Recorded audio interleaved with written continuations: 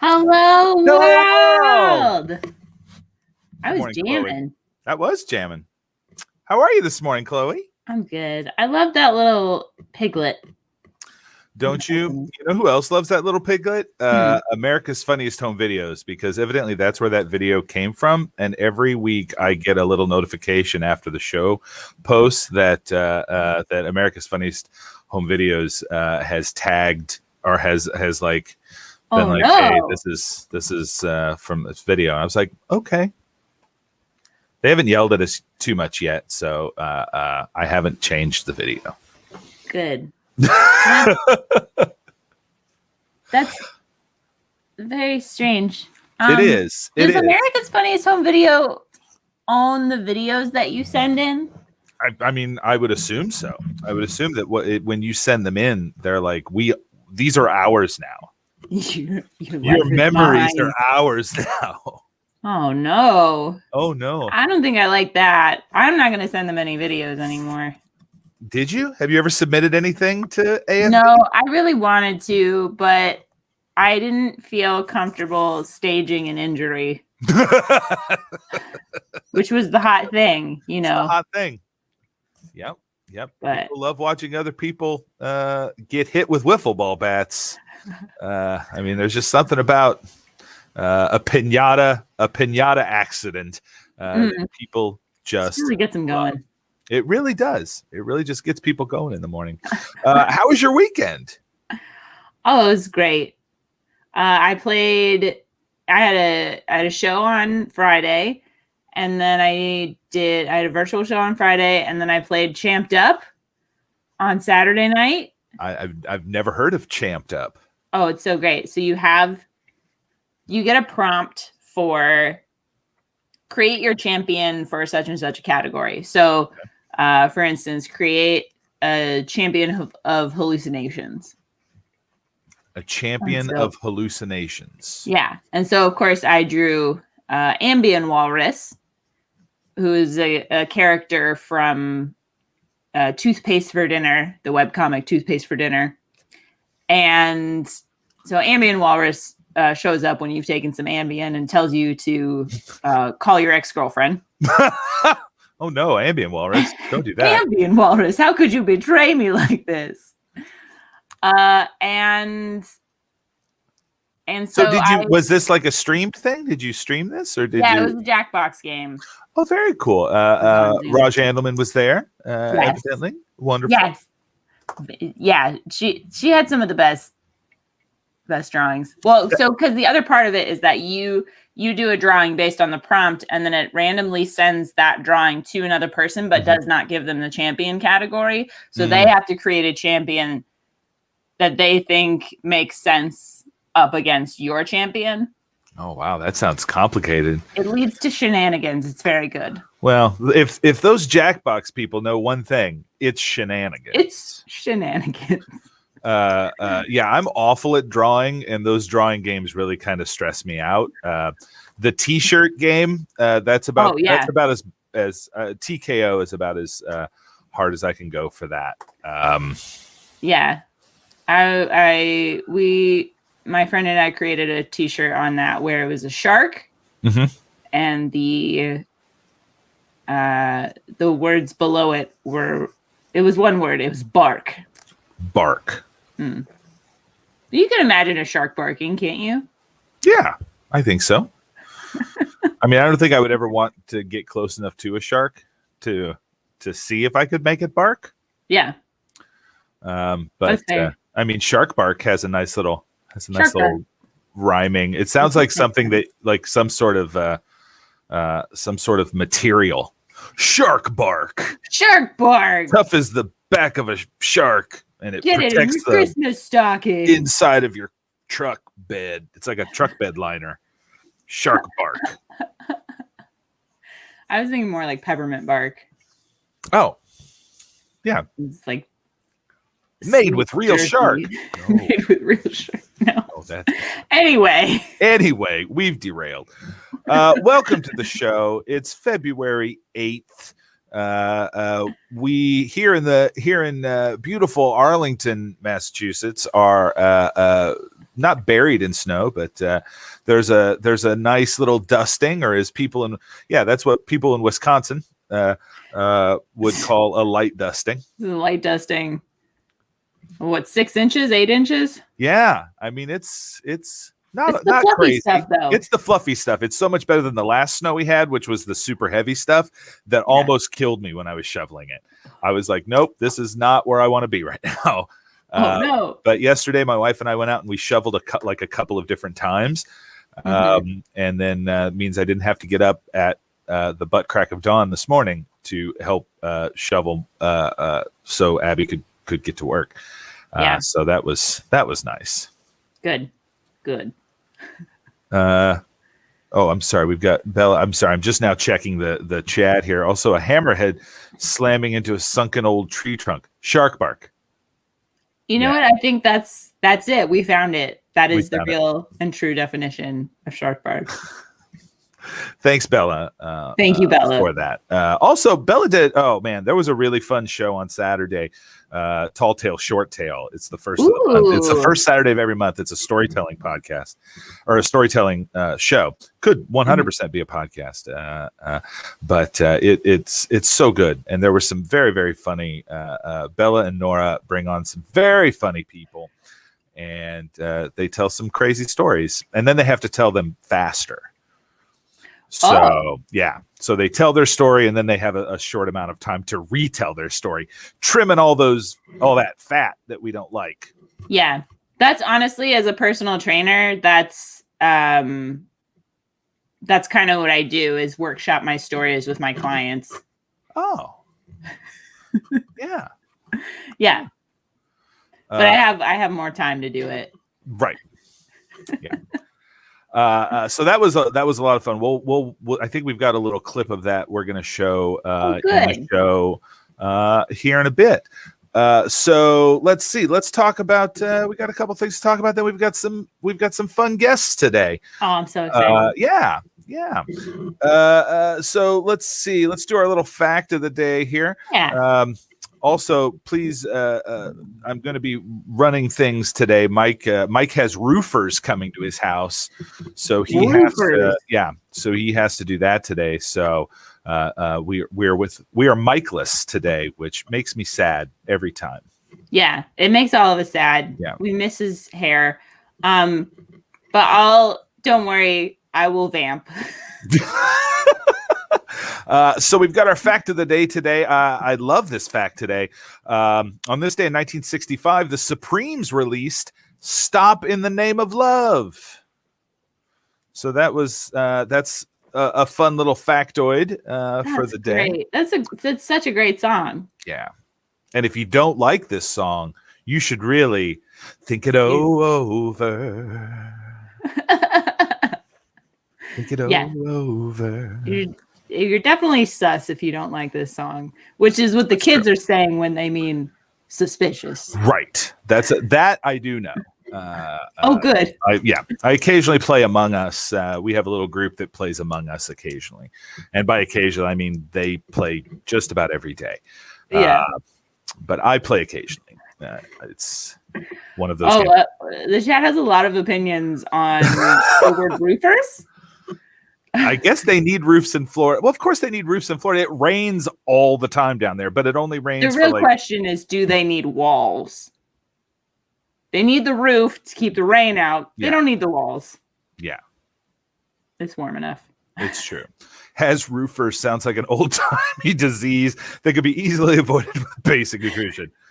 Sorry, I can't go out. I have roofers. I got the roofers. I've got the roofers. I mean, hurricanes are going to take the roof off anyway, but so they got to make sure that roof is nice, and walls are to keep the gators out. So many gators. No, when you live in Florida, it's you become like a Disney princess, but with gators. Oh, you can talk to them? Yeah, and they come help you dress every morning. Put bows in your hair with their tiny gator arms. With their tiny little gator hands? That's terrifying. The best Disney princess. Although I did love the alligator in The Rescuers. Did you ever see The Rescuers? You mean Joanna? Joanna. Oh no, that's Rescuers Down Under. Never mind. Joanna's a lizard. Oh, right. But yeah. So let's see. We've got our trivia question. Oh, and I love this trivia question. It's connected to Diana Ross, which I'm very excited about. So here we go. And Boof Wellington is in the chat, so you know that he's ready for some trivia. He loves the trivia. So here it is.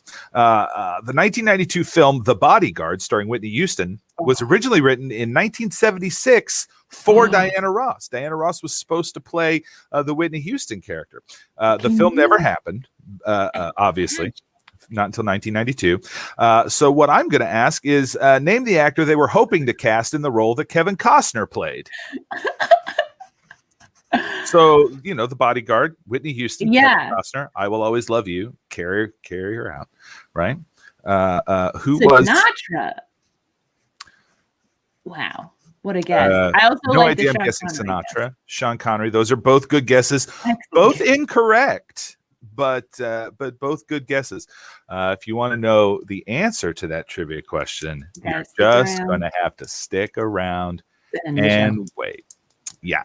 That's the only way we can get people to keep watching. The only way. I gotta know the trivia. Yeah. We gotta stick around. Today is also, let's see, let me find the, oh man, here it is. Today is also National Clean Out Your Computer Day. Uh-oh. So today's that day to go through your computer and take out all the stuff you don't need, store it somewhere else. They made it a whole day, huh? It's a whole day. I was as surprised as you were when I was like, and I looked this up on like a few different like websites for like, oh, what's the crazy national holiday that's today? And every website I looked at all had National Clean Out Your Computer Day. Wow. So it's a thing. It's actually a thing. Yeah. So I need to, not going to happen. But Pfeiffer's like, no, it's not going to happen. No. And honestly, but Pfeiffer, I'm right there with you. I have so much garbage on my computer from like old 2MB stuff, like back from the beginning, just like videos and stuff that I've made that will never be seen again. That's just like on my computer. Which communities do you think are getting hyped about this holiday? Nobody. No one. Nobody. This not even people who like computers want to do this. Yeah. Oh, shout out to TV D out in the chat. Hi. Good to see you. Thanks everybody for tuning in. It's so good to see everybody this morning. This morning. With our third eye. 100%. All right. Well, let's go ahead and we might as well just keep the show rolling. Let's roll it. Let's keep rolling. We've got some amazing guests today. Tooky Kavanagh is going to be joining us later in the show. Oh, how exciting. Which I'm very exciting. It's evidently it's Tooky week here on 2MB. She's going to be on our newest show tomorrow night called What's Going On. And then, of course, we'll talk about that later. Okay. But first of all, our first guest today, very excited to have this gentleman on the show, calling all the way from Atlanta, GA. We've got writer, producer. This guy does everything. Let's bring out Jarrett Bellini. Jarrett. Oh, good morning, everybody. Good morning. Good morning. Welcome. Thanks for having me. Yeah, how are you this morning? I'm doing surprisingly well. It's weird, I didn't do a big Super Bowl party or anything like that. Thank you for being responsible. Honestly, I forgot yesterday was the Super Bowl, to be truthfully. I actually prefer just to watch it by myself anyway. So last night was no different than any other year, Who won? Tom Brady. Yeah. Tom Brady still works. He plays. The Bucks also won, but Tom Brady won. Yeah. So, well, yeah. So that just means everybody in Massachusetts today is pissed off. Like super pissed. Everybody today is like, he threw 2 touchdowns to Gronk too, so it was just sort of like salt in the wound, you know. Wow. What was the final score? A whole bunch to not a lot. It was, wow. I don't remember the exact score, but it wasn't even a good game. Yeah. Oh, it's so. That's my upsetting. question is, how many people were there? Like, how many people were there? What, like, did they? I think it was like something like 20,000. It was, I know, right? It was like X number of. You could buy tickets for $3,500, and then the rest of the live fans were vaccinated medical workers. Oh, okay. Do something nice for the medical workers. Something like that, yeah. Yeah. I don't know. I still, I don't know about that. Yeah, I don't know about that. Yeah. Everybody's saying that it was rigged. Is that a thing that people are saying, or is that a hot goss that's out there right now? That the Super Bowl was rigged? Yeah. Well, according to my sources, I think one team. Now, Jarrett, you've done stuff for CNN, so I if you say it, I'll believe. I believe your sources. Oh, okay. Then, it was fully rigged. There's actually a guy in Pittsburgh who runs the whing thing. He's a very shadowy figure, and he put in the fix. Yeah. Okay, you heard it here first. Breaking news right here. Don't believe anything you see. Yeah. No. Especially on a goofy morning show on Mondays on a mid-sized Twitch channel. So, Jarrett, you, I did see on your bio that you do a lot of stuff for CNN. Are you still doing stuff for CNN? No. That was, I did not anymore for CNN. Well, the last thing I did for CNN was not as an employee of CNN, but I went to the Rugby World Cup last year. And I wrote sort of like travel stories from Japan at the World Cup. Oh, very cool. How was that? Like, I love watching rugby. It's funny because I don't know rugby. Mm-hmm. My best friend from growing up in Arizona and his brother both play rugby. Mm-hmm. And they said, hey, we're going to Japan. But they both got the hall pass from their wives. And they asked me if I wanted to go along. And I say yes to pretty much anything. So, and I had a book on the plane, like how does rugby work? It's actually great. I love it. I love watching it now. I find myself like calling them up and being like, "Hey, Six Nations is on this weekend." Yeah, so we had a great time in Japan. Yeah, I had a friend in college that played women's rugby, and I would go and watch these away games because it wasn't an official like university team. It was just kind of like a rugby club. And man, it's insane. Watching people play rugby is nuts. And it is. It's so glad I don't play it. Though. It's amazing that there aren't more injuries, but it's so kind of lateral, I guess, that they're not slamming. I don't know. I'm sure there's plenty of good injuries. Yeah. Oh, yeah. And they don't stop. They don't stop unless someone is not moving.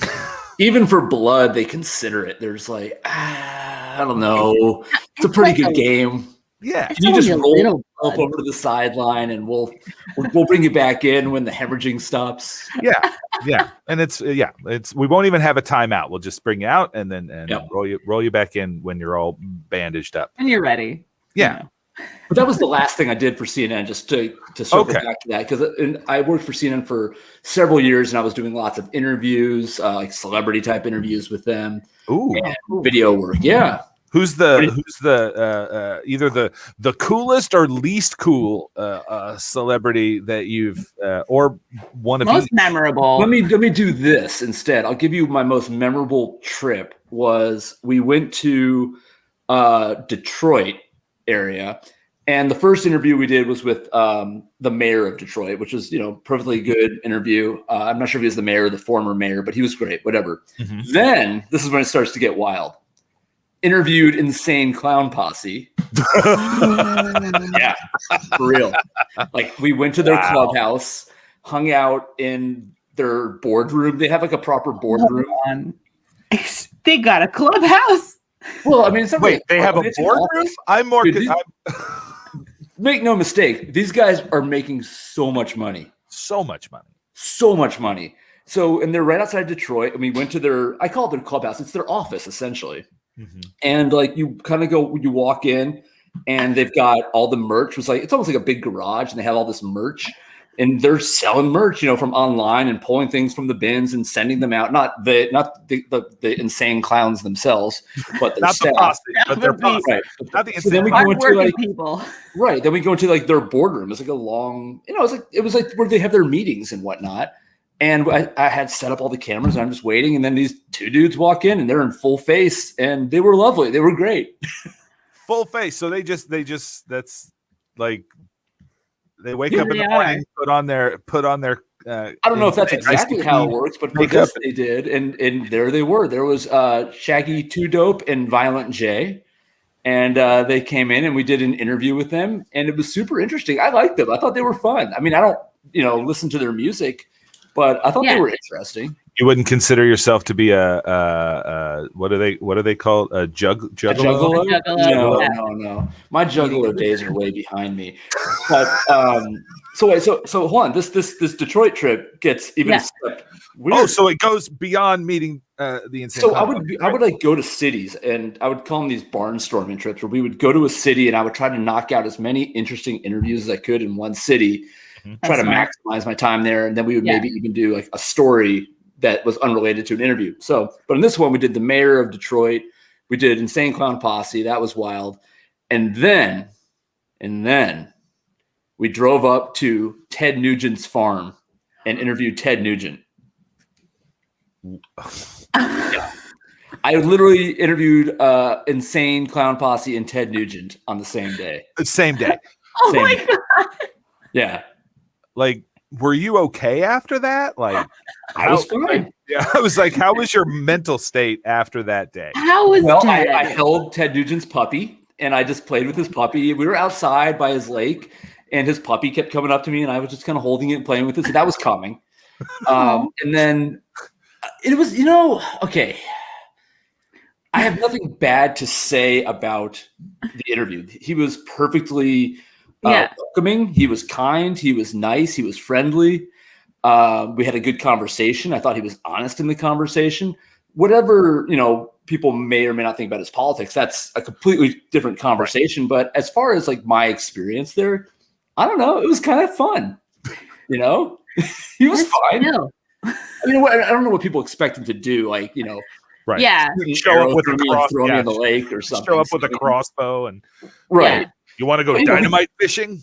Right, exactly. We didn't do any dynamite fishing. And he's a clubhouse too, basically there, but it's his house.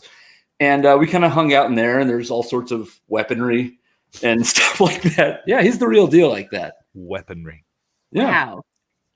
It just reminds me of the scene in the very first Batman movie where Kim Basinger and the guy that plays opposite her in that as the other reporter, I think it's Fred Wool, walk into his, have I lost both of you here? We're talking about the Michael Keaton Batman, right? The Michael Keaton, very original Michael Keaton Batman. Oh, okay, They walk into his like arm. There's like an armory, and he's got like all these different like suits of armor around. Right. Wait, is Ted Nugent Batman? I mean, Ted Nugent might be Batman. He is not the Dark Knight. I assure you, he is not the Dark Knight. Okay, we have actual confirmation Ted Nugent is not Batman. I don't know. It was weird. We were just hanging out outside. The interview was done by a lake outside, and it was very peaceful, and dogs were running around. And I mean, yeah, it was not what I expected it to be. Yeah. But yeah, so Mayor of Detroit, Insane Clown Posse, and Ted Nugent. It's a hell of a weekend. Wow. Yeah. What a weekend. Can you what other like has there been anybody that you have always wanted to meet and then have gotten to meet through your job? Like any my like personal heroes? Yeah. Yeah, my hero as a kid was George Carlin. And cool. Yeah, and this is when I first started at CNN. I was what's called a video journalist. It's a VJ. It's essentially their entry-level position for anybody who wants to get in at the network. Yeah. And I don't know what Carlin was promoting, but he was in Atlanta and my job was to put a microphone on him, and I had to also go get him from the makeup room. And I had told, and I think it was I forgot who the host was, Kira Phillips, I think. And yes, and I said, you have no idea how excited I am to meet George Carlin. This man is my hero. I've been cursing ever since I listened to him, since I was a little kid. And so I got to go get him from the makeup room and bring him up onto the set and put his microphone on him. And I was telling Kira, the host, I said, I can recite every one of his things by heart. And so Carlin gets up on the set and she says, George, this is Jarrett. He's our little production assistant. He can do your act. He says, yeah, let's hear it. No. Yeah. And so I was like, which one do you do? So I went into sports. He does a whole thing about sports, and I probably can't. I don't know if we're allowed to curse on this show or not. So I will. It's 9:30. So anyway, I'll do a cleaner version of it. But it was something like, I was like, everybody likes baseball, or no, shoot, it's been so long. You know how you fix baseball? Everybody gets one swing. That's it. One swing. F you. You're out. Let's go. Who's next? And I did this entire sports thing, and I don't know what I expected. Maybe for him to be like, kid, you've got talent. He was like, yeah. He was like, yep, that's it. Yeah, he's like, yeah, that's a misspent youth. Oh man, but just to have the courage to do that, to be like, I mean, I'd be a little upset with your director or whoever was running the thing to be like, hey, this guy says he can recite all your stuff. It was more like, oh, come on, ready? Yeah. I don't want to do that. That's embarrassing, but here I go. Yeah. I'm not prepared for this at all. No, I was definitely prepared.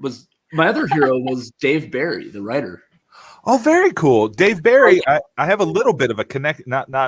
I've never met Dave Barry. Yeah. But he is an official lawn ranger. The hell's that? So there's a small town in Illinois called Arcola, Illinois. Very, very, very tiny town, but they have a broom corn festival every year. And there's a group called the Lawn Rangers, and they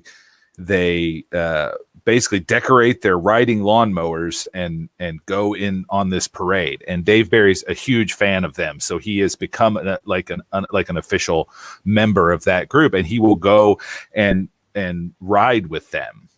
It's become part of his thing now. Yeah, he's written a couple articles about it and all that stuff. So cool. Yeah, very, very.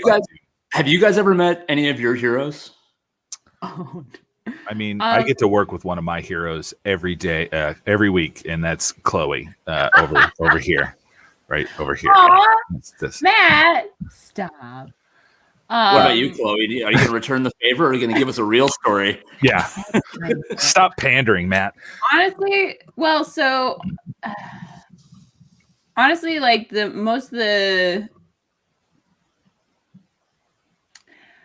I think the closest I ever got was I went to see. So I have two answers to this. One is I really didn't get to meet the person at all. I just went to there was a screening of Blazing Saddles, and then Mel Brooks did a Q&A afterwards. Ooh, and that's still pretty dope. I paid way too much money for that, and I don't regret it. I don't regret a single. It was amazing, and he that was like a couple years ago, so he's like 90, and I was worried going into it, like, oh man, he's gonna be like frail and it's gonna be sad, but he like could not sit still. He was like, I'm sorry everyone, I'm just getting over a little cold. I was like, I wouldn't have known. The guy would ask him a question, and he'd have to get up to answer it. Mm-hmm. And you have to gesture. It was everything I ever dreamed of. That was amazing. And then the other thing was, the theater that we did stuff at, Improv Boston, the first improv show that I ever went to see there was Face Off. And then I started going to classes and learning improv and all this stuff. And honestly, I just like everyone on Face Off, I was like, how do you do what you do? And I was like, there's like, they're like normal people that have day jobs, but I'm like, you are God. They're like, look, here's the whole secret. Just say yes and then just do it. Yeah, it's not much of a secret. Just say yes and then say something next. Keep going. Just keep going. Keep going. Make it up. Just keep going. I did. I'm going to give a real answer now. I'm sorry. I did get to meet Weird Al Yankovic. Cool. I saw him. He did a small. He was doing like a small venue tour, and he came through the town in Illinois that I lived in and did a show at this old theater. And a friend of mine got called to be one of his backup dancers for Smells Like Nirvana. I guess whenever they would go into a town, they would like call the local like dance people, like the local theater programs or the like dancing companies or whatever, and they'd get a couple volunteers to be the kind of the anarchist cheerleaders in Smells Like Nirvana. The more I learn about him, the more I like him. Yeah. He's supposed to be a pretty good dude. He's an amazing, after the show, he sat out by his bus and there was a huge long line of people and he signed autographs. I took him a can of Spam and a spatula and he signed both of them. And then I got to go have cocktails with his band. Oh, cool. John Bermuda Schwartz and the bass player and the guitar player went out for drinks with my friend Heather, who was, in the show. And she's like, hey, we're at this bar. You come on over. And he probably doesn't drink, does he? His family was there. I think he goes out, like he will go out with them sometimes, but I guess his family, he was traveling with his family and he was basically just, he's doing his thing. Just chilling. He was being regular Al. Yeah. But I tell you what, nobody performs as hard as that guy. Like, I don't like that guy. Wow. I saw him at Summerfest and it was incredible. Like, what a showman. Yeah. Do you guys go to lots of concerts? I've been to a handful of concerts. I'm going to be a real big dork here. I've seen the Bare Naked Ladies 4 times, and I met all of them once, and I got all their autographs. They played my college once when I was my freshman year. They played our little arena in college. Nice. And I drank Malibu rum and got really drunk and barely remember it. Yeah, that sounds like college. Yeah, that checks out, right? Yeah, that's pretty good. That's pretty good. I've done a few concerts, but I spent most of my free time at the theater. I have like a limited amount of energy, and so I try to spend most of it on improv. So I've seen a ton of improv shows, but like concerts, I felt like I was really behind. All of my friends in my hometown were like 13 and going to concerts. And I was like, why do your parents allow you to do that? That sounds dangerous. My first rock concert was Tesla and Firehouse and God, it was like one other like hair band thing. And I remember my parents were mortified that they would never see me again. Yeah. He's going to go to this show. And I took my middle sister, when I was in college, I got to be the cool big brother and take my middle sister to go see Collective Soul. Wow. Which I knew all of one song that they had done. But even when I was in college, my music tastes were not very I think hip. they're an Atlanta band, actually. Are they? I don't know. It doesn't matter. Because now I'm, I saw Fitz and the Tantrums a few years ago. The star of that show is really the saxophonist. Of what band? Fitz and the Tantrums. I've never heard of them. Oh, really? Well, I guess that's true. They've really only had a couple of songs on the radio. They did Hand Clap. That was on the radio for a while. The Walker. It's very it's a hard to pin down category. It's sort of like pop funk. Oh, I accept pop funk. Yeah. I like both those terms. It's no Insane Clown Posse, but it's no Insane Clown Posse. But what is? Yeah. Who can measure up to that? Collective Soul is originally from Stockbridge, Georgia, but they are now based in Atlanta. Look at that. So look at that poll. Yeah, you could probably. I mean, they might be right next door to you. I know they're. Hey guys, what's going on? They're looking in the window. I did meet outside my house one day. A proper rock star though. And now I'm going to screw up on his name. Oh my God. What's his name? Wow. This is a good story. And I just screwed up by forgetting his name. Zach Brown. Zach Brown. Oh, the Zach, like, the Zach. Nice. Yeah. This dude and his wife or whatever were having car trouble outside my house.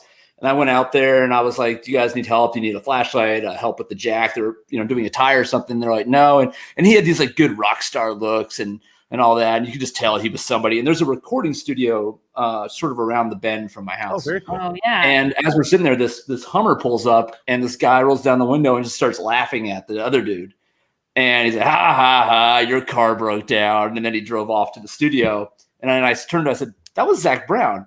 He's like, yeah, I'm in the band. I play guitar in the band. So you saw Zach Brown be an asshole to one of his bandmates. Lovingly be an asshole, though. Right. So that was kind of fun right outside the house. A little question coming in from the chat from, of course, our wonderful producer, Rachel Andelman, who who booked you on the show. Okay. So she's asking, what made you want to start being a journalist and like how you started like getting into writing and things like that? Yeah, great question. My brother was always into journalism. He's been on TV. He was a reporter for CNN. He covered the wars in Iraq and all that. So he's been with lots of different news. And so I was sort of inspired by him. And then when I was in high school, there was the Arizona Republic, which is the main newspaper out in Arizona, had a section called Alt, A-L-T, and it was like they would let younger writers. And I was a writer for that. And know who else was a writer with me was my friend Busy Phillips. Do you guys know Busy? Oh my goodness! Yeah, we went to high school together, and we both wrote for this Alt page. So I remember, we would go to the meetings and stuff together.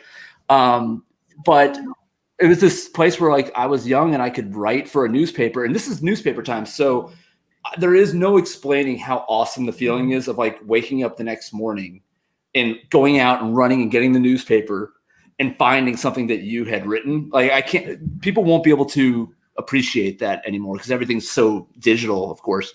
But it was like, that was a feeling that I can't even describe, of finding your byline in a newspaper. And once I got that kind of feeling, that adrenaline from that, I was like, this is it. This is what I want to do. And then they let me go to the Republican National Convention in San Diego as like a youth reporter. So like they let me do some things. Wow. It was wild. Yeah. Yeah, that sounds crazy. Yeah, I did a little like I worked for the newspaper at my college growing up. And I had like a column that a friend of mine and I did. And yeah, I know that like you write it and then you're like, oh yeah, here it is. You're in the paper. I'm in the dang paper. And like back in the day, they had like I didn't even have email, I don't think, at the time, or maybe I did. But anyway, if somebody wanted to give you feedback, they would have to call a feedback line and like leave a voice memo. So I could call in and hear viewer or reader feedback, and it was just such a different time. Yeah. And so I had to call. I'm sorry, go ahead. Did people give you feedback? Yeah, some people did. I mean, there's like crazy people are not new, Right. And some of it was nice. Some of it was sweet. I really enjoyed what you wrote. Some people, you were just like, wow, I should call the FBI. And then, it was a mix of everything. And so I wrote a column for that section. And then I went to college. I went to American University in DC, and I wrote a column for like the student paper there.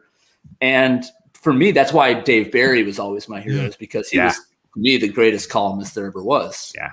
Agreed. So, very, very. That he was very much someone that I would love to read all the time. Between him and George Carlin, I've never seen two people who could take language and words and just turn them into poetry and there was like rhyme and meter to it. Just everything about it was incredible to me. Bella's asking, have you ever interviewed someone who that was completely surprised you with their answers? Sorry, Bella's questions were a little hard to read. No, there was a kind of a really interesting interview once I did with Daryl Hammond from he's the announcer on Saturday Night Live. And he was promoting a book. I don't remember the title of the book, but I was like, so I knew he was coming in. I was doing this interview with him, and I thought it was going to be another one of these, I went to rehab, I did drugs, I'm a comedian, and so that's where I was mentally prepared for, because I didn't have much else to go on.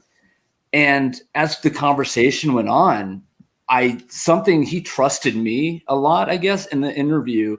And what was supposed to be this sort of funny, let's talk about the old days of doing drugs on SNL or whatever, turned into him talking about how he was abused by his mother. And it got both dark, but super interesting and sort of news breaking, because he told me, he's like, I just felt really comfortable, and he sort of let it out. And I think the book ends up talking about that. So it wasn't like it wasn't going to come out, but it was the first he had talked about it. And so it was sort of an interesting lesson in when you're interviewing somebody to listen, because you might go in with a preconceived notion of what this is going to be. But when he gives you this other thing, you kind of go with it. It was fascinating. It was a really good story. He got very emotional, and you just go with it, because that's better than whatever yucks we were going to get talking about, something else. So that was surprising. Another interview that's not along the same lines, but I was going to say, from Smashing Pumpkins, what's his name? Billy Corgan is the only person who terrified me. Oh, he's huge. He's huge. He is so big and scary. Yeah. Oh, so this is like a total 180 from that. I don't know how I got to that. I just that bald. Well, I mean, that bald head. Yeah, very nice. And I didn't know I was going to be interviewing him either. We were at South by Southwest, and they said, "Hey, we just got Billy Corgan. Can you do it?" And I said, "Yeah, give me a few minutes." He's already in the chair, and I was like, "Great, all right." And so I kind of pulled it off. I don't think it was a very good interview, and So Billy, if you're watching this, I'm sorry if that interview sucked. I was not as prepared, and you were much taller than I thought you would be. He's an avid watcher of this show. Big fan of the show. Yeah, he's got this aura about him too. He's like a really nice guy, really smart, but he's got this aura. It's hard to explain. He's got an energy. Yeah, I think that's so. I mean, it's kind of going back to like, I think that's a hugely underrated quality of an interviewer, is that like, you have to ask the right questions, and it's like, well, I think you get more out of people when they feel comfortable with you. Yeah, absolutely. Do you have any tricks that you use to get people to be a little bit more like comfortable? Yeah, I do. I mean, it changes by person, but the first thing I always try to do is be like, hey, like I give them this spiel. I'm like, hey, look, just gonna be you and me having a conversation. It's on tape. This isn't live. If it's stupid, we're gonna cut it. I promise you, I'll make you look good. Don't even sweat it. And I smile a lot, and then hopefully that sort of chills everybody out. But a live interview is a different situation. You just sort of have to go with it. Mm-hmm. Yeah. I don't know. Sometimes people are good. I mean, look, even sometimes interviews just suck too. I mean, there's people that come in that are having they're humans, and they're having a bad day, and this was set up by a publicist, and they're just like, I'm not into this. I'm here because I have to be. Right. Yeah. And everybody struggles in that sense. Yeah. But, and I do lots of interviews sort of on my own now, that I put up like on YouTube and whatnot, mostly with musicians. Mm-hmm. And I just use the same tactics I would use with anybody else, which is just, hey, we're just two people having a conversation here. Yeah. And I'm not a very terrifying person, so that helps. If it's an in-person interview, people are pretty sure that if this all goes downhill, they could probably take me out pretty easily. So, like, we could take him, so it's fine. This is fine. I mean, look at him. Jarrett, thank you so much for joining us today. It's been like, I've loved having this conversation. I can tell that it is very easy to talk with you, because we've just been, it seems like we've been chatting for 5 minutes, but it's been like a half hour. So thank you so much. Where can people see your work? They can follow you on Twitter at Jarrett Bellini. Yeah, at Jarrett Bellini on Twitter, excuse me, and Instagram. I've got a website with all these things I've written and videos and YouTube, but I'm pretty sure I'm the only person on the planet with my name, Jarrett Bellini. So if you type it in, it comes up. It's true. It does. That's how I did my research on you before the show. Yeah, but I spend most of my time on Twitter. That's been my wasteland. So awesome. That's probably the best place to find me. But yeah, thanks guys for having me on. I really appreciate it. This was fun. Awesome. Well, thanks, Jarrett. Have a great rest of your day. All right, you too. Bye, guys. Fantastic, Jarrett Bellini. Check him out. Cool. Yeah, very cool dude. Very cool dude. Thank you once again to our wonderful producer Rachel for booking that guest for us. So let's see. We've got, as I said, we've got Tooky Kavanagh coming up. Very exciting. she's been on the show. I think she is the I'm trying to think who's the SNL celebrity that has hosted like so many times. Oh, I know who you're talking about, but I can't remember. She's that for us. This is, I believe, her third appearance on Hello World, which is to date the most anyone's been on the show other than myself and Chloe. So we're very excited to have her on the show. But before that, we're going to do a little, let's see, a little YouTubing. YouTubing. Before we get to, Chloe's got a YouTube clip that I have, but I need to find it. So while I do that, why don't you all enjoy this little video that we put together of clips from last week on 2MB Studios. Check it out.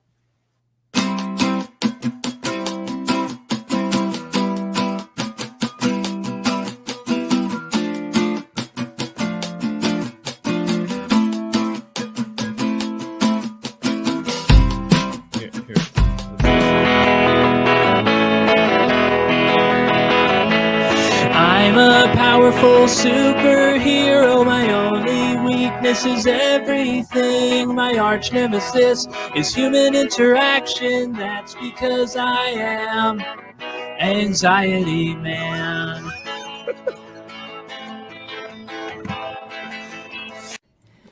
Drifting. Kenny, what painting is this? Yogurt Energy by Hans. I'm sorry, one more time. Did you say yogurt? Yogurt Energy by Hans. It's a post-breakfast masterpiece. By Hans. Kaylin, what painting is this? I killed my husband. What's the deal with whales? Are you a mammal or a fish? Are you a human that likes to be in the ocean? What's your deal? What's the deal with whales? You ever see a whale brush their brine? They've got stink breath. I don't want to be in a lunch meeting with a whale. How can you get that big from eating the seafood? Beat all the time. I am going to take Kate Chastain, the head stew from Below Deck. Who? You guys don't watch Below Deck? No. You're the third person this week to tell me to watch it, if that's any consolation.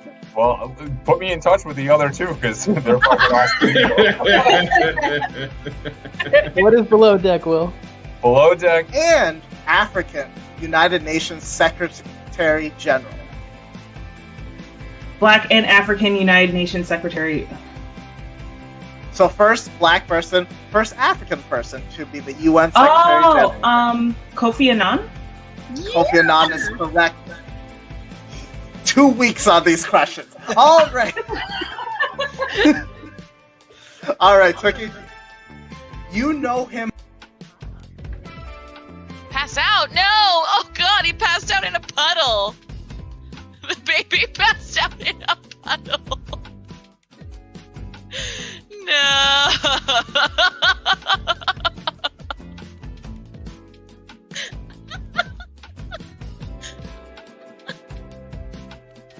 At least it's not a puddle of David's pee. Oh boy. Conifers for this dirty. Colleen. Oh, you always pick me when I'm like in the middle of still. I pick you when your hand's up. There's like 4 other people for me. Okay. Stephanie is like Conifer.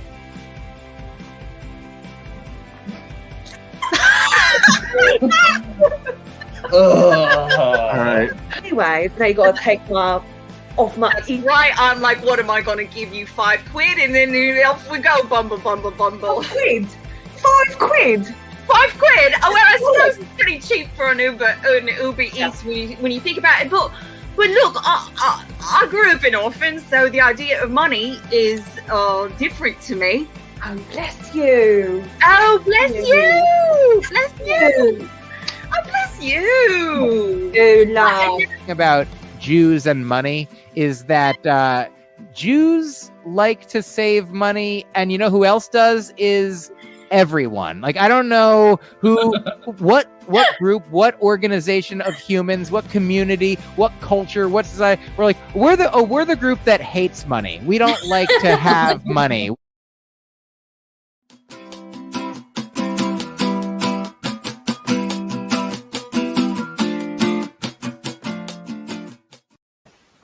So much good stuff.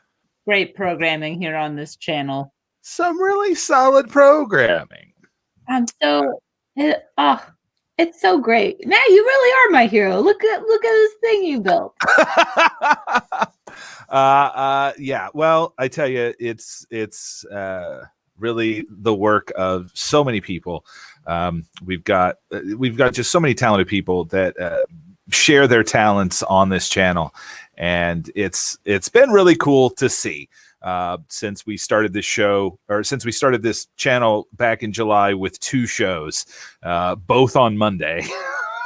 And now we've got 20 plus shows. Yeah, the greatest day for shows, Monday. Yeah, but the support that we've gotten for this channel has just been astounding. We're almost at 800 followers. That's so cool. I think last time, in fact, let me check right now. We are currently at 795. So we need 5 more followers to hit 800. We'll probably get that today. I'm hoping. If you haven't followed the channel yet, please do hit that follow button. If you really want to be cool, hit that subscribe button. And it's the first of the month. So if you had an Amazon Prime subscription and you were using it today, you got to renew that. So go do that. It's super easy to do. So what's this clip we're going to watch, Chloe, from YouTubing? This clip is a song about how much NASA knows about women. All right, here we go. Can you hear that? Oh, it's kind of quiet. Oh, I don't think anything's playing. Hold on one second. Let me take this. Normally, it would be Mike that would be doing that, and he's very good at it. Whereas I am, I'm okay at it. Even though I tech 90% of the shows on the channel. When you're talking, okay, this should be better. We'll back it up just a little bit. There we go. Here we go. Ride and I'm going to space for the first time. I'm walking tall. I feel so proud. Then I see a man running panic through the crowd. He's holding a large bag. I think, what can this be? And then he hands 100 tampons to me. And then he hands 100 tampons to me for 1 week. They could have asked me. I would have said maybe 33. Even if it were my period week. I probably already brought some with me. But, you know. Thanks, I guess. 100 tampons. How does she use the tampon when they tie the strings together?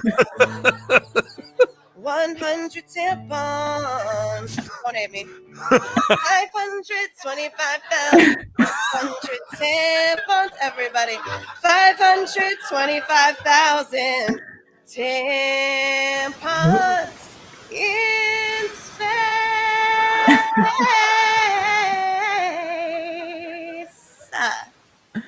Oh, wow. Yeah.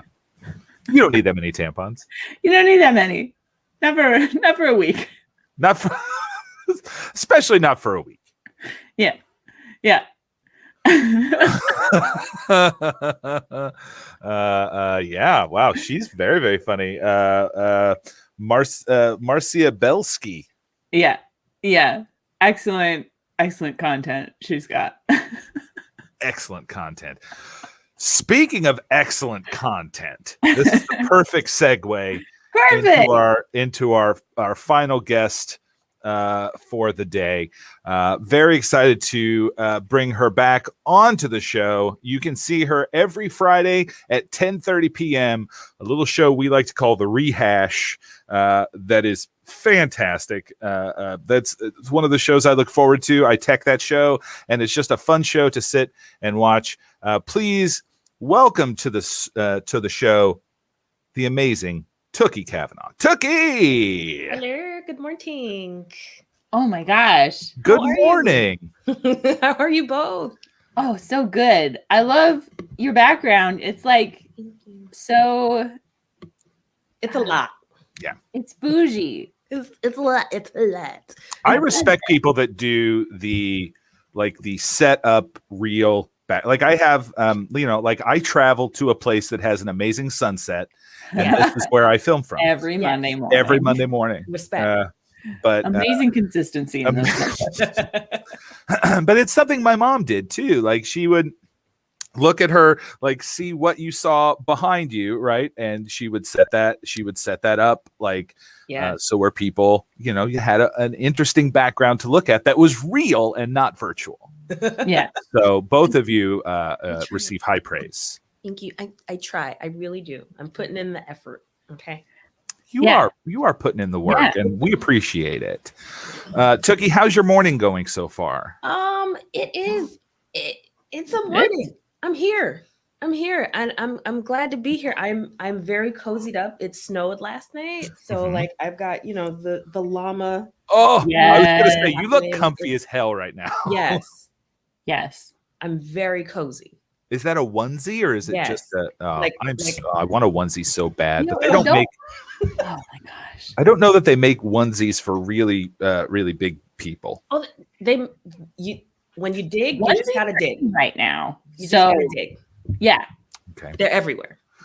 I'll have to look because I really do want, especially like a llama onesie. Come on, I would love to have that. How can you not want? No, there's no one who would say no. I will not take a llama onesie.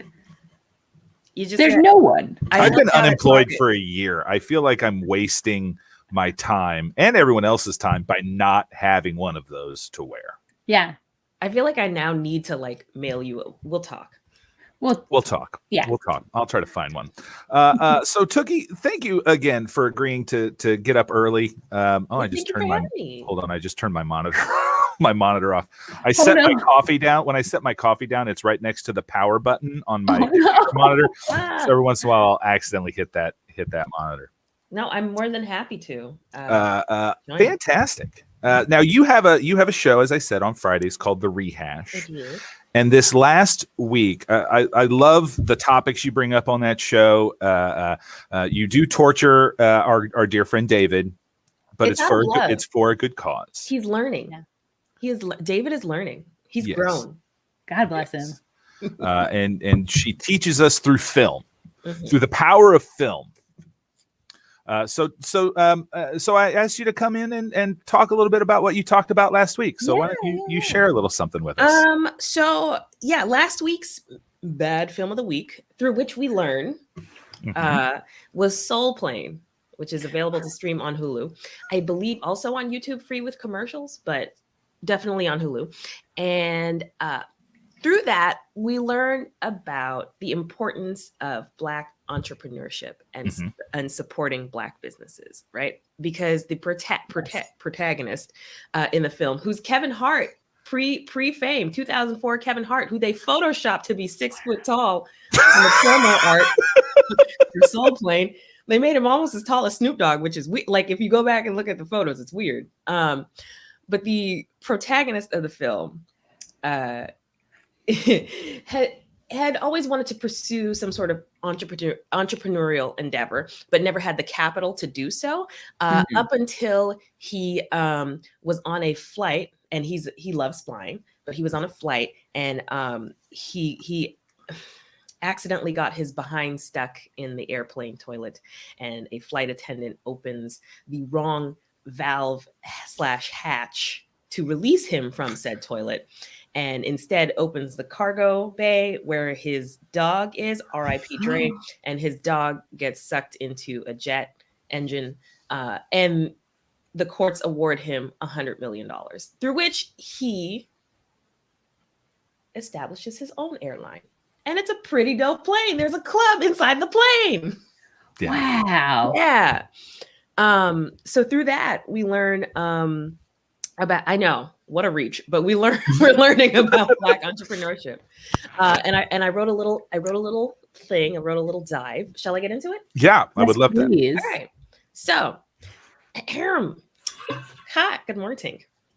Good question. Since the resurgence of the Black Lives Matter movement, which was recatalyzed by the 2020 murders of Breonna Taylor and George Floyd, there's been a major surge in interest in supporting Black-owned businesses, especially since, due to the pandemic, Black-owned businesses have had a closure rate of nearly double that of white-owned business. And I can't believe that's what it took to get interest, but here we are. So COVID has made being a Black business owner an even higher stakes endeavor than before, because, as I just said, Black-owned businesses shut their doors at a rate of 41% between February and April of 2020, compared to 17% of white-owned businesses. And neither number is nothing to sneeze at. Like, both numbers are still a huge deal.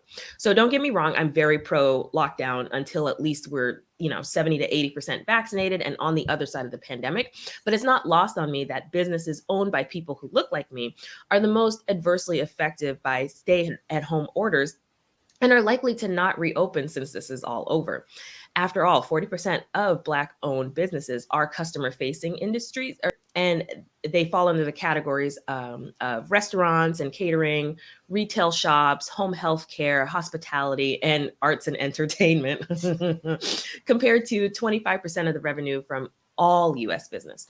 So, PPP loans are also not great, not easy to acquire, especially since the last administration made it kind of weird. And they're tough to get no matter what race you are, unless you're rich, but that is another conversation. So I've never claimed to have all the answers. I really don't, but I just want to highlight how uphill it can be to start your own business when you're Black, and a few ways to, or at least one way to combat some of the discriminatory factors that prevent Black-owned businesses from thriving.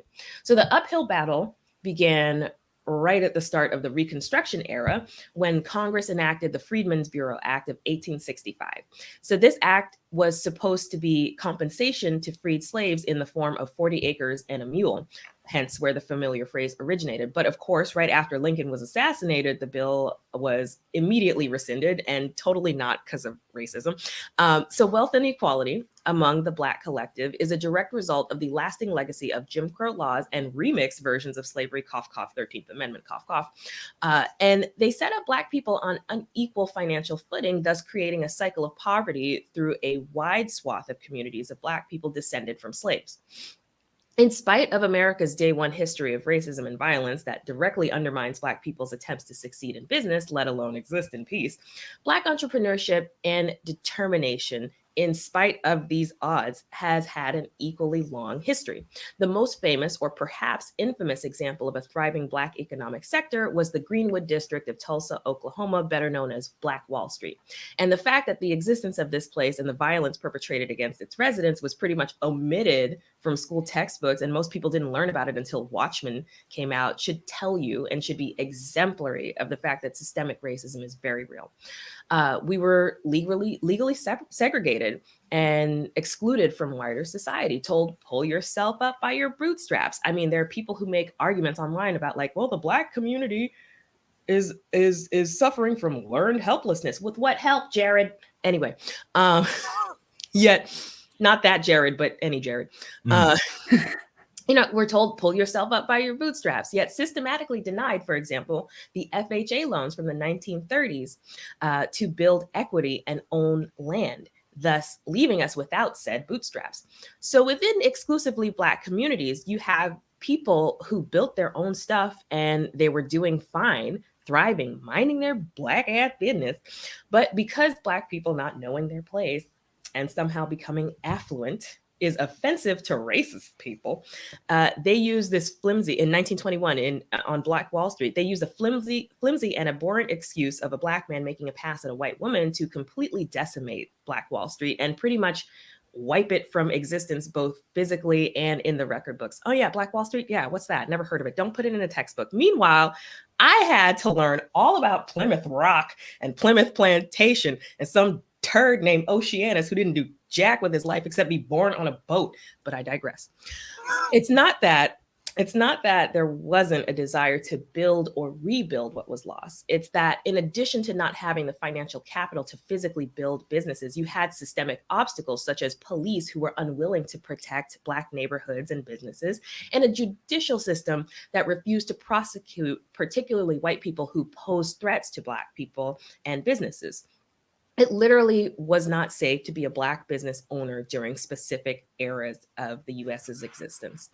Even now, statistics have shown that Black people are 80% likelier to be denied a home loan or business loan, coupled with the fact that 21.5% of small businesses owned by any race of people are likely to go under within their first year, and 70% likely to go under in their first 10 years. So you can see the double challenge that people of color face, right? So the numbers are daunting because 8 out of 10 Black businesses tend to fail in the first 18 months of operation. And even though Latinx people make up 17% of the population and Black people make up about 13.2 respectively, they represent 5.8 and 2.1% of employer businesses, which are businesses with paid employees in the US. By contrast, according to the Small Business Administration, white employers make up 88% of overall sales and control 86.5% of US employment. The major culprit in terms of hindering Black-owned businesses is lack of capital, especially because of how uphill it can be for Black people to receive loans. And, you know, it's often the case that like, you walk into a firm and they're like, this person is risky, right? Just pure bias, not even getting to sit down and talk to the person and hear out their business plans. And it's not that Black-owned businesses and firms apply less for loans. In fact, in 2018, Black-owned firms applied for financing at a rate of 28%, while white-owned firms applied at a rate of about 25%. They just get rejected at a higher rate. When applying for loans, banks often want you to pledge assets and collateral. Oftentimes that looks like taking a loan or against your mortgage. But, you know, with that whole redlining and housing inequality thing, it sure does make it hard for Black people to pledge any sort of home equity. You can't blame Black people who are apprehensive about applying for financing because many report that their reasons for foregoing loans are fear of incurring further debt, especially if when they receive the loan, because they're perceived as a risk, they are given a higher interest rate to pay back said loan than their white counterparts. And of course, outright denial of any funds. As I stated earlier, I don't have all the answers. But we did see a surge in interest in Black-owned businesses after the protests last June, but there was a steady decline in interest since the 2 months following everything that went down in the summer. So it's up to everyone to keep the same energy as they had before in wanting to support Black-owned businesses and downloading. You got to go to the site, but apparently in 18 days, I think as of now, the BBLK directory, or just doing a Google search for any Black-owned business directory and Google My Business page or sector. Like if you look that up, they actually have tools for which Black-owned businesses can verify that they are Black-owned. So definitely look out for that.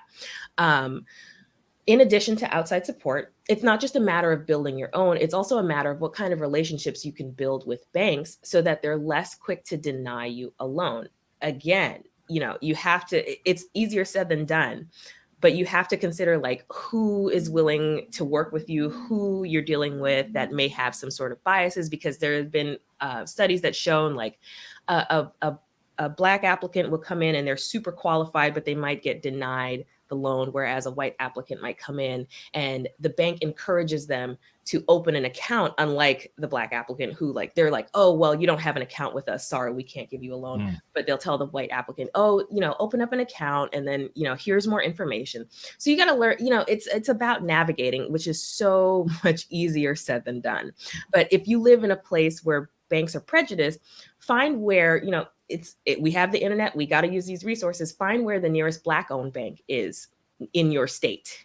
If it's not within a 10-mile radius of where you live, or find a way to incentivize your immediate community to invest in itself and your business. So we as people have to have trust in each other to provide the quality and services that we look for on the outside. And there's the saying around the community, and no offense to present company, of course, the white man's ice isn't colder. People have been, indoctrinated to believe that whatever we have is, or we have to offer is inferior, when in fact, it's the capital that we need to help make better products that incentivize you to buy. So it's all about reinvesting in people who you see have a vision. People complain that products from Black-owned businesses are more expensive than others as well. And that's probably because they didn't get a much needed loan. So maybe once we get to a place where we have more money and dollars circulating within the communities, prices will go down. But most importantly, when you enter into business, have a plan. That's like numero uno. One of the main reasons for small business failure is lack of a business plan and structure in place. So you really have to carefully plan what it is that you need to do with the funding that you receive. If you're really, really serious about establishing your own, look into organizations such as the Black Business Association, the National Minority Business Council, and the U.S. of Black Chambers. I think I said that right. Council of Black Chambers. Even PayPal, which I have feelings about, but PayPal even established a grant last year of $100 million specifically to help Black-owned businesses, and added an additional $5 million back in December. Because our buying power and cultural influence is strong. Like the Black dollar is powerful, and putting that strength towards our own will make us unstoppable. So that's my spiel. Wow. Thank you so much, Tooky. I did just a little bit of, like you said, just Google research, like Google, right? And it didn't take me long. And I found this supportblackowned.com. I put that website in the chat. It's awesome. And literally within 5 minutes of searching on that, I found a podcast about Black Wall Street that looks really good. And I'm excited to listen to it because that is just like that whole story. It's insane. It's one of those things of like like you said, it's been omitted from textbooks, and it's kind of like, why was this left out? This seems pretty big. Yeah, it's great. But we're still at a point where, like, I don't know about you, but there's still some people in my life that I have to convince that Columbus wasn't such a great guy. It was just hammered into our heads, though. Yeah. It's like growing up, that's because I went to grade school in the middle of a cornfield, like the county I grew up in Illinois is the largest county in the state with the smallest population. And no people of color. Yeah. Like I grew up in a very white community. I remember the first person of color I came in contact with was the assistant band director at my high school. Right. Yeah. It's nuts. Yeah. Go to these places, learn, educate yourself. Dreams of Black Wall Street is the name of the podcast, and I put the link for that up as well.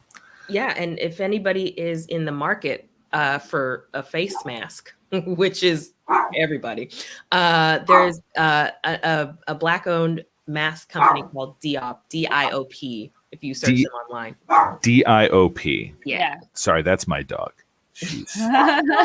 There's something outside, and she is sitting at our front window, just barking away. Hyped about I it. feel that. But yeah, and I do my best to give people grace. You don't choose where you're born and where you grow up, but you can choose what you learn. Absolutely. So choose to educate yourself outside of whatever that you're born into, Absolutely. Also, I'd like to share if you're big into candles, if you like candles, Abby and I have bought these candles from a place called Villa Bougie. They're based out of New York. I think it might fit in with your aesthetic. they're and they're really good candles. So I'm also going to put that website up. So many websites. Someone's cringing at me in the chat. Oh no, who's cringing at Tooky? Do not cringe. What I do? That emoji is difficult to read. I've seen different interpretations of it. So I said something cringe, whatever. Hey, sometimes you got to say the cringe stuff, and that's my brand. That's Oh, love you. But I still probably said something cringe. So Tooky, what besides Rehash, what are you doing these days? Oh man, Rehash is my baby. Such a good show. Aeroboto 11, heart you. Rehash is my baby. 10:30 p.m. every Friday at on right here on Twitch, and this week's movie is Medea's Witness Protection. Available. Tyler Perry presents Tyler Perry and Tyler Perry's Medea's Witness Protection. I'm surprised it took us this long, like this far into the show before Tyler. we've seen a Tyler Perry movie. Like we haven't watched a Tyler Perry movie yet. Every movie choice is deliberate, let me tell you. So that is available to watch on IMDb TV through Amazon Prime, which if you haven't already, subscribe via Amazon to Twitch. Yeah. Studios at Twitch. I'm Now, good at this. I'm going to ask you this question because this is kind of this hard-hitting journalism that I was inspired to by our first guest. You said each one of these movies is deliberate, right? Like, how do you go? What's your process for that?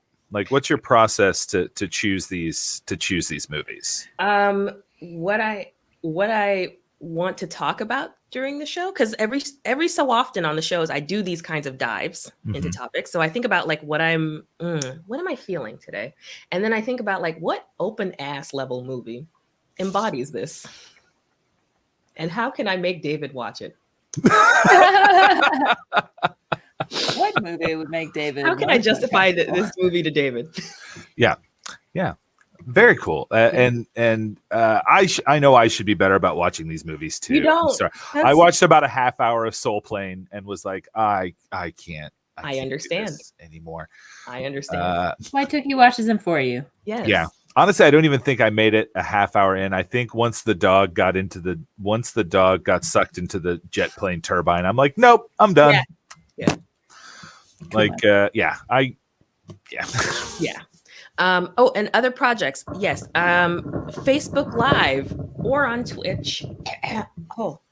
Coffee in the wrong pipe. On Facebook Live Tuesdays at 8:30 p.m. Eastern. I co-host Norm, the Cheers podcast with Mike Dorval and Dave Rabineau. And every second Saturday of the month, I am a featured cast member on Riot X's 30 live-ish plays, a digital showcase of neo-futurist style plays. Oh, cool. And on Valentine's Day, I'm gonna be barking at people digitally via Laugh Boston for like a Valentine's Day show. Back on love it. The stage. Oh, are you gonna be on the stage and they're gonna be virtual from there? Or very cool. So it's very safe. It's like me and 3 other comics, like, and with fun microphones, and it's just the crew. like 4, maybe 3 or 4 crew members inside Yeah. the building, and then we're streaming it live to everybody in their home. Oh, I love that. I love the idea of, you know, yeah. that's such a wonderful use for these, for like if you've got a theater space, like it's such a wonderful use of that.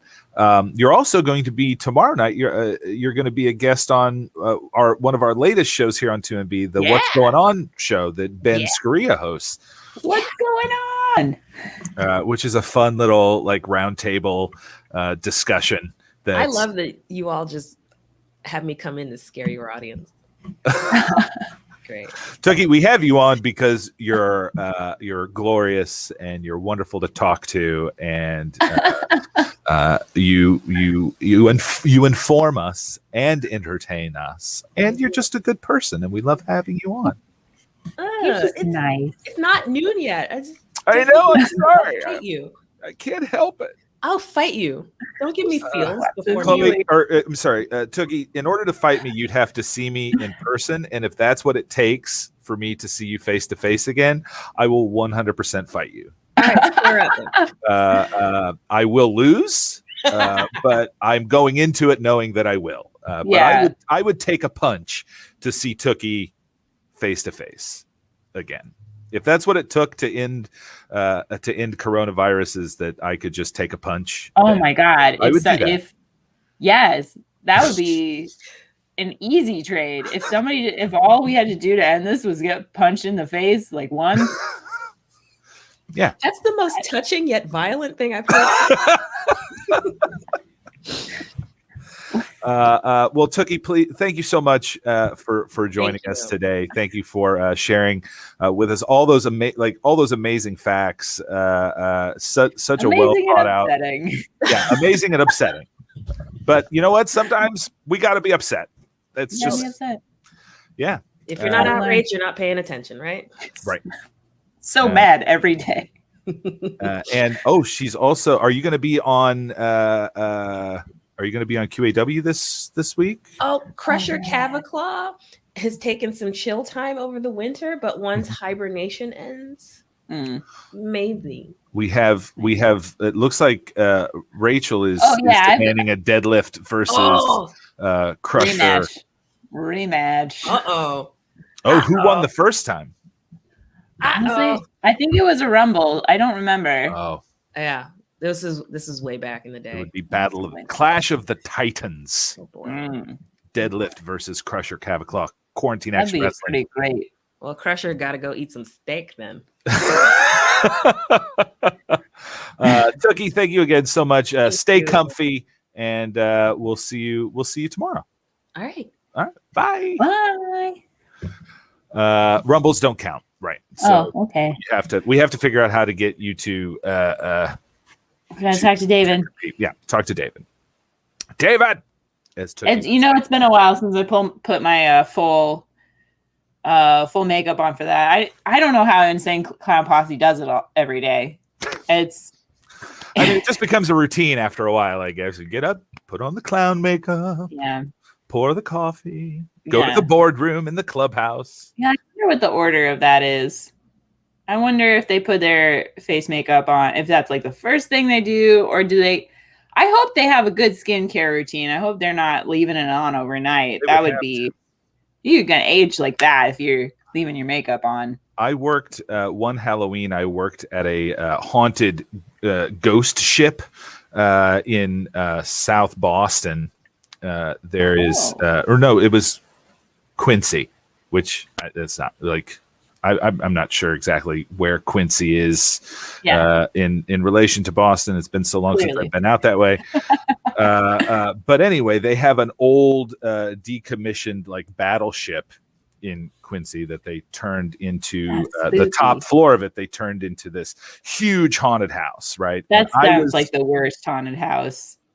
I mean, not like a bad haunted house, like a scary haunted house. Yeah, it was terrifying to go to work. But I was also in the clown room. So I was in the clown part of things. So I was putting on this clown makeup every night and then trying to get it off before I, made my way home on the T. And yeah, I don't know how ICP does that every day of their lives. I did that for a month, and I was like, this sucks. They're probably going with very gentle water-based face paints. Yes, all the stories that I have that don't include corn begin with ghost ships. I've got 2 notes: corn and ghost ships, and that's okay. How does it feel to be to resemble my character the most out of everyone? Honestly, it's so if you haven't seen Deadlift, it freaks me out a little bit. Because I have pink hair now, so that's a little different. But like David got the face pretty good, and she's buff, and she's a little bigger than I am, but like we're both pretty buff, and that honestly, that's like the reason that I train now, is that so I can be Deadlift in real life. Yeah, I mean, if you might as well, right? Might as well. So I mean, that's our show, y'all. We're closing out here. We've got a couple orders of business here, real quick before the show's over. We need to answer that trivia question. Oh, this is what people stick around for. This is what people stick around for. The 1992 film The Bodyguard, starring Whitney Houston, was originally written in 1976 for Diana Ross. But who was going to play the Kevin Costner role? We heard Frank Sinatra. We had a couple other guesses. Honestly, Tooky might know this answer. She killed on Whatever It Takes on Friday. Like, they're just answering so many questions. The answer to this trivia question is, in fact, Steve McQueen. Wow. Was going to play the Kevin Costner role of The Bodyguard, which makes sense. It does make sense. Which makes sense. Well, like, what a different movie. What a different movie, right? That's, I mean, so you've seen Breakfast at Tiffany's, right? You know what? I haven't. I've heard this. I've heard the song by Deep Blue Something. Well, I mean, I've basically seen the movie. Yeah, basically. That's one thing we've got. So Breakfast at Tiffany's, Truman Capote wrote the original book, Breakfast at Tiffany's, and in his mind, he was very upset when they cast Audrey Hepburn, because in his mind, Holly Golightly was supposed to be Marilyn Monroe. Oh. Which would have been very different movie. Such a different film. Such a different film. Oh. Yeah. So you never know. You never. I mean, yeah. Let's run through some quick birthdays here. We haven't said any birthday. Real quick, I'd like to shout out to our good friend of the show, who was on the show a couple months ago, Christian Masters. It's his birthday today, so happy birthday, Christian. Hope you have a wonderful day. Ryan Landry, the founder of the Gold Dust Orphans, and a director that I've worked with a few times, that is just an amazing, amazing man. His birthday was yesterday. He turned 60, so happy birthday, Ryan. Ryan. Hope you had a wonderful. He's down in New Orleans right now, and it's just. Oh wow! Yeah. He had a very good birthday. Let's see. On the kind of celebrity side of things, today's birthdays, we've got Jack Lemmon, Gary Coleman, and John Grisham are having birthdays today. And then later this week, tomorrow, Joe Pesci and Charlie Day. Wednesday, Laura Dern, Chloe Grace Moretz. Brandy on Thursday, Sheryl Crow Thursday as well. And then Friday, Abe Lincoln, Arsenio Hall, and Christina Ricci. What an interesting bunch. Yeah, it's an interesting bunch of birthdays this week. I love Laura Dern. She's got some sleep stories on the Calm app. They're just really so soothing. I might have to check that out. I do love Laura Dern as well. Oh, and it was BJ's birthday yesterday. Happy birthday, BJ, who does an amazing Jerry Seinfeld impersonation. Amazing. I don't know what that is. Action donation $10. That is I don't know who that is or what that is. I guess I don't know. I hope I get $10. I do too. That would be amazing. All of a sudden, everybody just gets $10. Oh, there's my $10. Wow. So that's our show. Thank you all very, very much for tuning in. Follow, subscribe, help us hit that 800. And we will. We've got so many shows tonight. We've got our game show Monday night ready You're to gonna go love it. with That Sounds Right, Poof, and Run On coming up tonight, starting at 7 o'clock. So, Chloe, do you have any final words of wisdom that you'd like to share with us tonight or this morning? Words of wisdom. Wear your boots. Yeah. If you're not sure, wear your boots. If you're not sure, wear your boots. Have a great day, everybody. See you next week. Bye, world.